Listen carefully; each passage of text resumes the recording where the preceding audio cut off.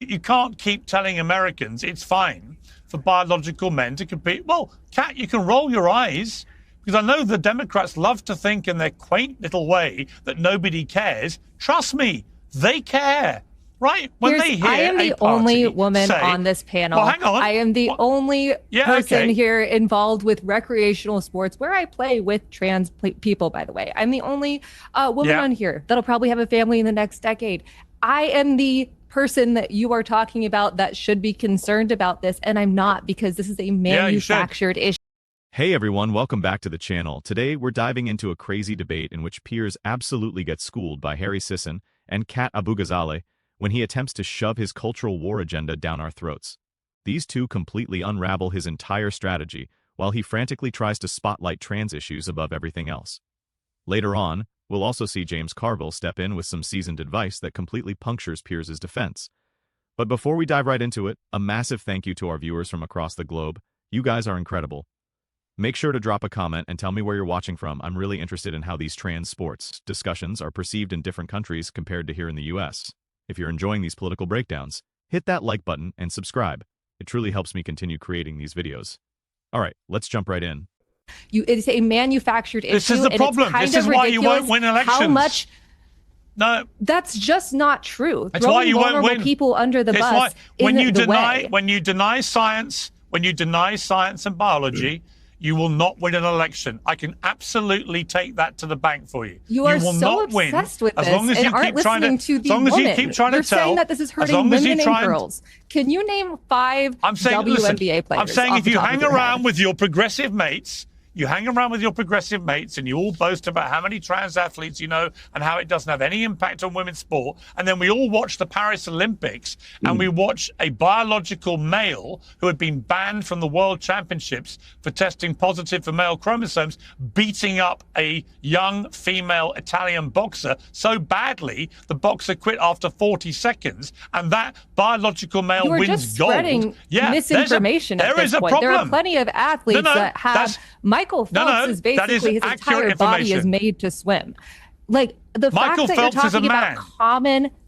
talking about common sense solutions, all this stuff, and then every single time you want to talk about things, you bring up trans people when they are just trying to live their lives is ridiculous. What we actually need to do. It has nothing to do with them living their lives. Material needs. That is what's happening right now. We need to be using material needs are wrong. Let me respond. I have nothing but respect for trans people. Always have said that publicly, loudly, and proudly. I want trans people to have the same rights to fairness, equality, and safety that all of us enjoy. Right? I've always said this. However, at the moment, what's been happening in the last few years is the trans rights lobby has been aggressively eroding women's rights to fairness, equality, and safety. Who likes and that's when I have a big problem. And if you want to run something in America, you want to be an elected official, if you're going to run on a ticket that nobody cares and it doesn't matter, I'm telling you, you will lose. And your party, if they have a leader that also believes this bullshit, is also going to lose. It is as simple as that.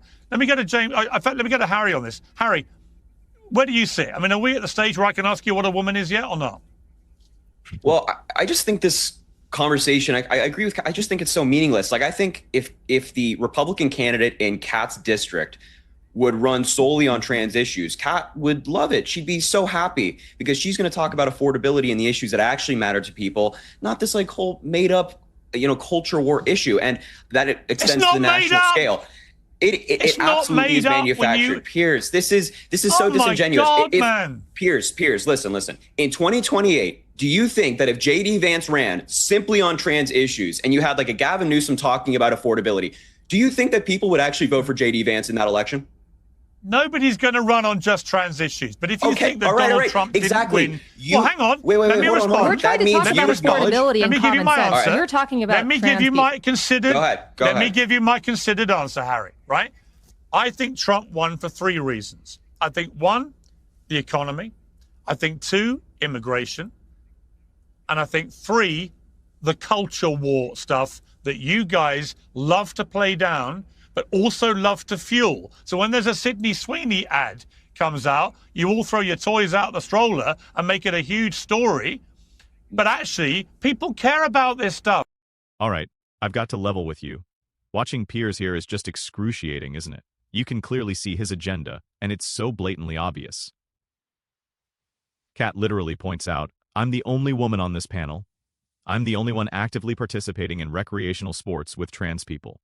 This doesn't worry me because it's a fabricated problem. And what does Piers do? He totally disregards her.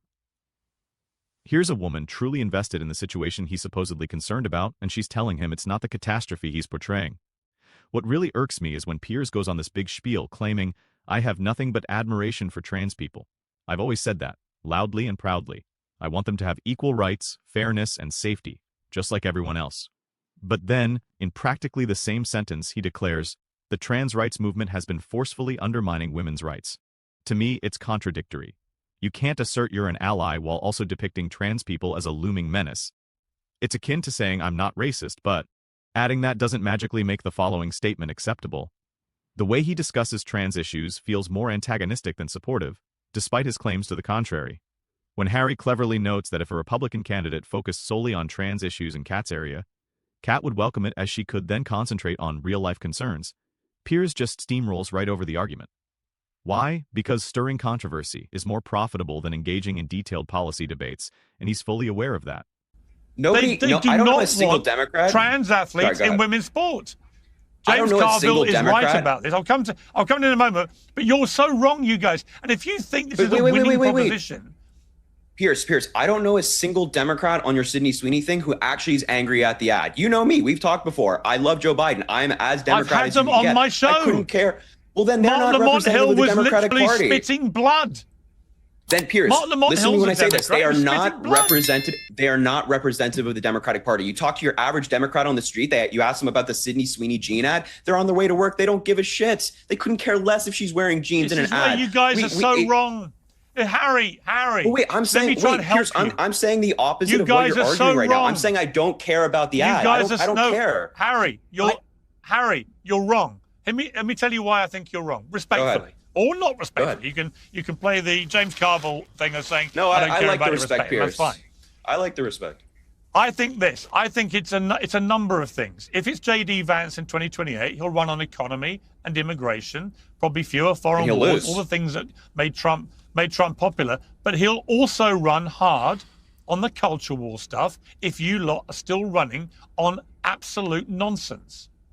Piers, let's cite our friend James Carville. It'll come down to it's the economy, stupid. Donald Trump in 2020 tried to run on culture war issues. There were Republican senators in 2020 who tried to run on culture war issues in their states, and they lost because the economy was failing. The economy was failing the average hardworking American. So if J.D. Vance in 2028 wants to run on the economy and immigration, he'll lose because people are outraged by what inflation going up, people being kidnapped off the streets by masked agents. And if he wants to throw the culture war issues in there, we're 3.5 years away from that election. I would wait and see. Yes. I'd wait and see how that plays out. James Carville, Pierce. I'm going to James.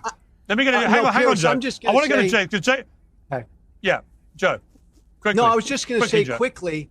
I agree with Harry and Cat on the issue, but Pierce, I agree with you on the politics. Look, I used to be a culture war fighter on the right. Republicans throw out this stuff and Democrats never fight back. And it matters. And it did cost them. It all matters. The transgender issue matters. And the great irony is most Americans are where Democrats are, where you are, Pierce, on the issue.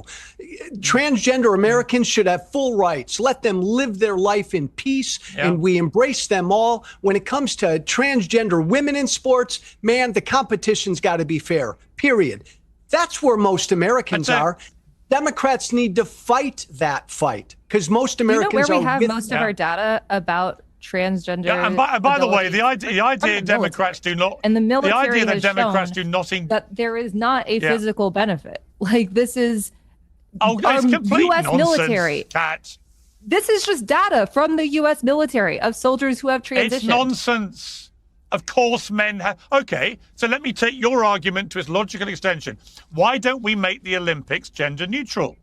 One gender, anyone can enter any race. You up for that? I think there should be plenty of gender neutral sports, frankly. I mean, I love doing that in kickball leagues. No, I'm pretty good at it. Sorry, you're just saying you just said there's no physical advantage for men. So let's have gender-neutral Olympics where you can be male or female, and it's all in one gender-neutral sport, right? Would you do that for the whole Olympics? Yes or no? Sure. I'm not in charge of the Olympics, but right. You've just literally ensured that no women would win an Olympic gold medal again, with the possible exception of equestrian and I think one form of shooting.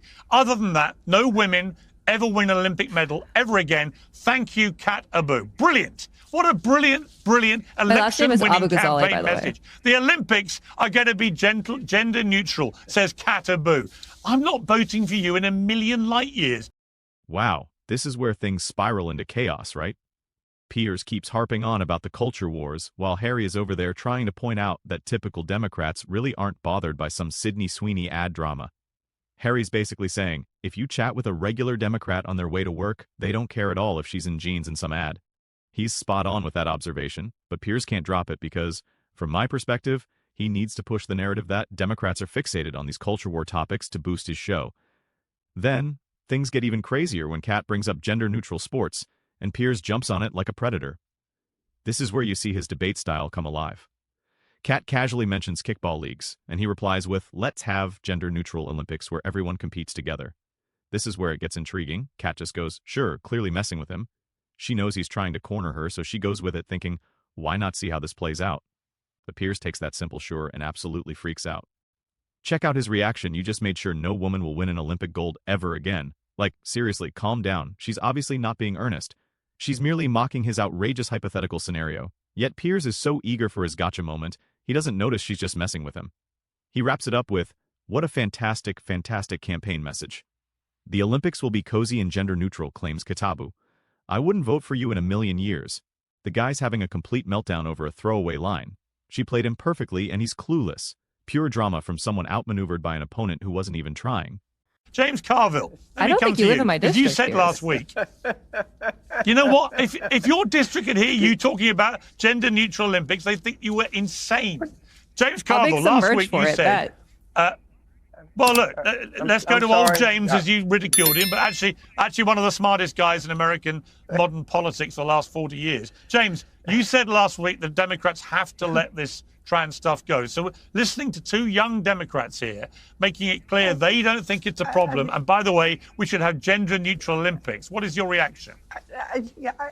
My reaction is that's up to athletic governing bodies. I'm just not into the 400-meter dash at the girls' track meet in Minnesota. Okay, that they set rules and whatever they are. And I think they ought to be men's sport, and I think they ought to be women's sports. I've come to really love women's basketball. I think it's even a fast-paced game, but I think we should keep men and women's basketball. But I really don't spend a lot of time worrying about this. It's not a very big issue in my life. And we had 10,000 sports governing agencies in the United States, and they can figure out the fairest way to compete.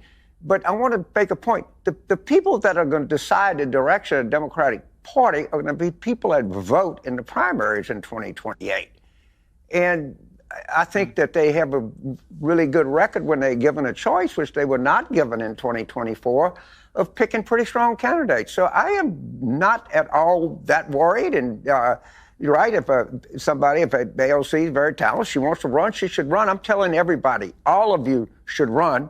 And then let's let the voters, not the commentators, not the consultants, not the columnists, Democratic voters are going to decide the direction their party's going to go in. And I'm very, very happy with that conclusion. Let me tell you, I have more chance of becoming the next president of the United States than Alexandra Ocasio-Cortez. And I'm not even American. That's how low her chances are. That's for Democratic voters to decide. There are Republicans watching this. There are Republicans watching this going, great. So the Democrats are going to go for a far left progressive loon ball. Oh, wow. Things are really heating up now. James Carville enters the scene. And whether you like him or not, you have to admit, he's been in the political game forever and understands it well. Piers is trying to get him to criticize Cat over her statement about gender-neutral Olympics. But what Carville does next is genius. He totally takes the wind out of Piers' sails with his reply. He says, yeah, my reaction is that's for athletic governing bodies to decide. I'm not all that interested in the girls' 400-meter race in Minnesota. Essentially, he's pointing out that this isn't the colossal political issue Piers is making it seem like. And then Carville hits him with this: I don't spend much time worrying about this. It's not a significant issue in my life. And there are 10,000 sports governing bodies in the United States who can figure out what's fair. In my opinion, that's precisely the point Cat and Harry were aiming to convey. The seasoned Democratic strategist is basically telling Piers that regular people don't fixate on this stuff. There are organizations in place to manage these decisions, and politicians should be focused on more pressing matters. But Piers just can't help himself, right? He jumps in with, I have a better chance of becoming the next president of the United States than Alexandria Ocasio-Cortez, and I'm not even American. Like, come on, no one was even mentioning AOC. He's just throwing in random liberal names to keep the culture war debate alive. It's fascinating watching someone as seasoned as Carville practically tell Piers to get a reality check, yet Piers continues to fan the flames of fake outrage. So, what's your take? Is Piers genuinely interested in fairness in sports, or is this just a ploy to shift attention from the real problems people face? Share your thoughts in the comments below. If you like this breakdown, hit the like button and subscribe for more political insights. Catch you in the next episode.